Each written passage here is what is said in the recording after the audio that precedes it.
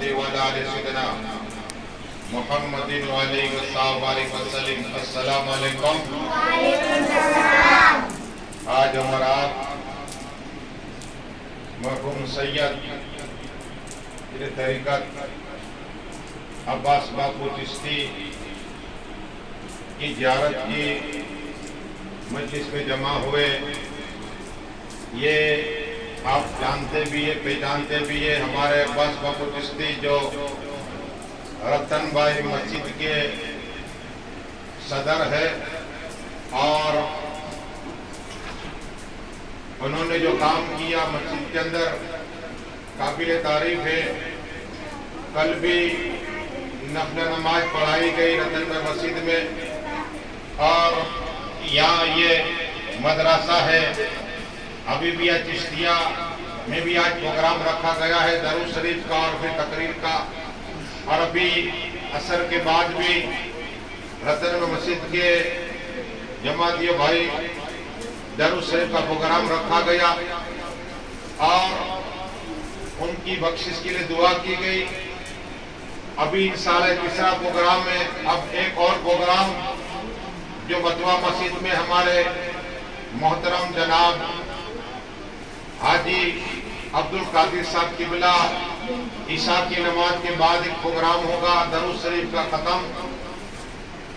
زیارت کے مجلس کے متعلق ایک اور پروگرام رکھا گیا جو پٹنی مار کے اندر پٹنی سماج میں جو جماعت خانہ ہے وہاں کے کمپاؤنڈ میں آج رات 10 بجے پروگرام رکھا گیا ہے۔ ہمارے جناب سید پیر طریقت عباس باپو چشتی کا زیارت کا پروگرام، وہاں بھی تقریر کا پروگرام رکھا گیا، تو دعا ہے کہ آپ لوگ وہاں جائیے، شرکت کریے اور ان کے لیے دعا کریے کہ اللہ ان کے جنتوں میں درجات کو بلند کرے۔ آمین۔ ہمارے محلے والوں نے بھی تیسرا پروگرام رکھا الحمدللہ۔ یہ محبت ہے چشتی باپو کی، اس لیے کہ باپو اور ہمارا ساتھ 22 سال ہو گئے، میں امامت کر رہا ہوں۔ 22 سال میں ایک سال ایسا نہیں بنا کہ وہ ممبئی سے آئے ہو اور کبھی نیاز نہ کی ہو۔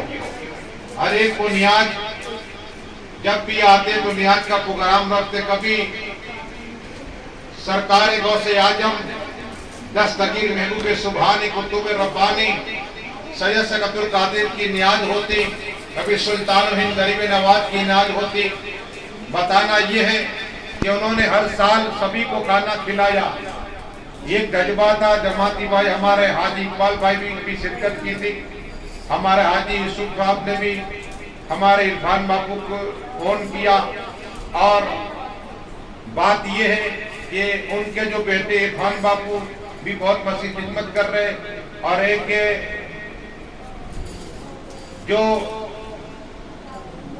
خدمت کر رہے ان کے لیے دعا ہے کہ اللہ جو کچھ بھی مسجد کی خدمت کر رہے ان سب کی عمر میں برکتیں عطا فرمائے، اور اللہ ہمارے چشتی باپو کے جنتوں میں درجاتوں کو بلند عطا فرمائے، اور ان کے گھر والوں کو پپو باپو اور ہمارے عرفان باپو اور ہماری حاجیانی ماں سب کو اللہ صبر کرنے کی توفیق عطا فرمائے۔ اب ایک روایت سنا دو، درود شریف پڑھیے، اللہم صلی اللہ محمد وعلی آل سیدنا۔ ہزاروں کی تعداد میں درود شریف پڑھے گئے۔ اب ایک بسم اللہ شریف کی فضیلت سنیے، تاکہ ایسی محفلیں سجایا کرو۔ عیسیٰ اللہ علیہ السلام یہ کون ہے؟ اللہ تبارک و تعالیٰ کے کرم سے اگر نابینا ہونے ہاتھ پھر دو آنکھ والا ہو جائے۔ سبحان اللہ۔ وہ عیسیٰ اللہ علیہ السلام کا کوڑی ان کی بارگاہ میں آ جائے، دعا کر دے، ہاتھ پھیر دے تو کوڑی شفا ہو جائے۔ وہ عیسیٰ اللہ علیہ السلام مردے کے پاس جائے اور قبرستان جا کے قُبِ اللہ کہے تو مردہ زندہ ہو جائے۔ وہ عیسیٰ اللہ علیہ السلام جب پرندے بناتے مٹی کے اور اس میں پھونک مارتے دم کرتے پرندہ زندہ ہو جایا کرتا تھا۔ یہ کمالات معجزات اللہ نے عطا فرمائے۔ عیسیٰ علیہ السلام جا رہے، قبرستان آیا، بیچ میں ایک قبر کو دیکھی تو عجیب منظر تھا، صاحب قبر کو عجاب ہو رہا تھا۔ عیسیٰ علیہ السلام غمگین ہو گئے، لیکن ان کے کام سے چلے گئے. جب واپس آئے اسی قبر پہ پھر نگاہ پڑی. اب نگاہ پڑنی تھی تو دل باغ باغ ہو گیا. اللہ کی عرض کی کہ مالک رحمان و رحیم، جب میں پہلی بار یہاں سے گزرا تو اس سے قبر والے کو عذاب ہو رہا تھا، چاروں طرف آگ ہی آگ تھی. مالک اب اس کے لیے جنت کھڑکی کھولی، کون سا عمل ہو گیا؟ عمل تو ہوتے نہیں مرنے کے بعد، لیکن عیسیٰ آج کی مالک اس کا عذاب دور کیوں ہو گیا؟ تو اللہ تبارک و تعالیٰ نے کہا اے عیسیٰ علیہ السلام، بات یہ ہے جب اس کا انتقال ہوا تو اس کی بیوی حاملہ تھی. کیا تھی؟ حاملہ تھی. جب 9 ماہ ہوئے تو اسی کو ایک لڑکا ہوا، اور لڑکا ہونے کے بعد لڑکا بڑا ہوا، اور آج کیا ہے؟ آج وہ بچے کو اس کی ماں لے گئی مدرسے میں، اور مدرسے میں استاد نے کہا بچہ پڑھ بسم اللہ الرحمن الرحیم. تو اللہ نے فرمایا فرشتوں یہ بچہ زمین پہ رہ کر بسم اللہ الرحمن پڑھتا ہے، مجھے رحمان اور رحیم کہتا ہے، تو میرے عزت کی قسم اب یہ گوارا نہیں کرتا کہ اسے اچانک اس کے باپ کو اچانک دوں کہ اس کا بیٹا زمین کے اوپر میرا نام لے، مجھے رحمان رحیم کہے، اور باپ کو میں جاب دوں، فرشتے گواہ رہو میں اسے بخش رہا ہوں. تو بیٹا بسم اللہ شریف پڑھے تو باپ کے اللہ بخشش عطا فرما دیتا. اور یہ درود شریف اللہم صلی علی. تو ایک بسم اللہ شریف پڑھنے اتنا ثواب ہے. اور ہم نے تو تیسری جگہ پر درود شریف کی محفل سے ایک درود کی بات سنا تو پھر انشاءاللہ صلاۃ و سلام کی درود شریف پڑھی اللہم صلی علی. اہل بیت پاک کی محبت سنیے.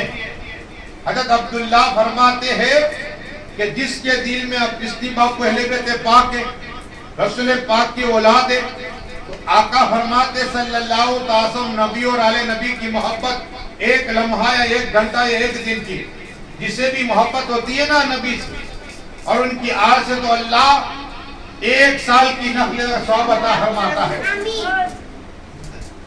1 سال کی نفلی کا ثواب عطا فرماتا ہے. کہو سبحان اللہ. درود شریف پڑھی اللہم صلی علی. قریب قریب آ جاؤ. درود شریف پڑھی اللہ. راستہ خالی ہو تاکہ سرد ملا سر بیس تو آ جاؤ. پیچھے بیٹھتے بھائی تا نہیں آ جاؤ. تو قریب آ جاؤ. ان کو بلا لو. درود شریف پڑھی اللہم صلی علی. اس لیے کہ اب جان کے ایک طرف طوفان 2 روز ہو گئے چل رہا ہے. دعا کرے اللہ یہ جتنی بلائے اللہ دور عطا فرما دے. اب اہل بیت پاک کی ایک دن کی محبت آقا فرماتے صلی اللہ علیہ وسلم 1 سال کی نفلی عبادت سے افضل. اب وہ کون سی نفلی عبادت یہ بھی سنیے. یعنی پورا سال روزہ رکھا اللہ اتنا ثواب عطا فرماتا ہے، اور پوری رات عبادت کی اللہ اتنا ثواب عطا فرماتا ہے. اور عام مسلمان اگر انتقال کر جائے نبی اور علی نبی کی محبت دل میں ہے تو اللہ تبارک و تعالیٰ اس کی قبر میں فرشتے بھیج دیا کرتا ہے. تو یہ تو اہل بیت پاک کے نبی کی اولاد ہے. کیا جب عام مسلمان رسول پاک ان کی اولاد کی محبت دل میں ہوتی ہے تو اللہ فرشتوں کو بھیجتا ہے اس کی قبر پر. تو بات یہ ہے کہ کسی باپو نے اللہ کے گھر کا کام بہت کیا، اور ایک کام اور کرتے تھے. درود شریف پڑھے پھر بتاؤ اللہم صلی علی. جہاں کئی جھگڑا ہو جاتا وہاں صلح کراتے. اب حدیث سنیے. آقا فرماتے صلی اللہ تعالیٰ علیہ وسلم یہ 2 قبیلے میں یا بھائی بہن میں یا بھائی بھائی میں یا رشتہ دار میں یا دوست میں اگر اختلاف ہو گیا اور جس آدمی نے اختلاف وہاں جا کر صلح کرا دیا تو اس آدمی کو اللہ بکر یہ سب جنت عطا فرماتا ہے. سبحان اللہ. ایسے بہت سی جگہ پر ہمارے چشتی باپو نے صلح کرائے. تو اب ہم دعا کریں کہ اللہ ان کے بیٹے کو بھی اللہ دونوں بیٹوں کے شکریہ عطا فرمائے کہ اللہ مسجد کی خدمت کرنے کا اللہ جذبہ عطا فرمائے.